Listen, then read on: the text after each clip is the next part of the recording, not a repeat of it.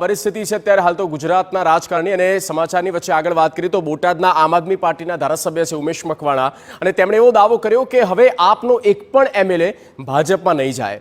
ધારાસભ્ય ઉમેશ મકવાણાએ ભાજપ પર આક્ષેપ લગાવ્યો કે ભાજપ વિપક્ષને દબાવવાનું કામ કરે છે, પરંતુ અમે કોઈ ભાજપમાં જોડાવાના નથી।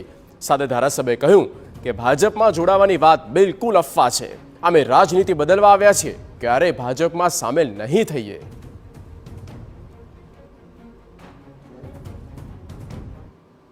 પણ માત્ર ને માત્ર કારણ છે અમે રાજનીતિ કરવા આવ્યા નથી, રાજનીતિ બદલવા આવ્યા છીએ। એટલે કે જે આ અફવા જે ચાલી રહી છે, આમ આદમી પાર્ટીના ધારાસભ્ય જે છે એ ભાજપમાં જવાની વાત થઈ રહી છે, એ બિલકુલ પાયાવિહોણું છે। આમ આદમી પાર્ટી તેને રદિયો આપી રહી છે। ગુજરાતમાં ઓબીસી સમાજ ખૂબ મોટો છે।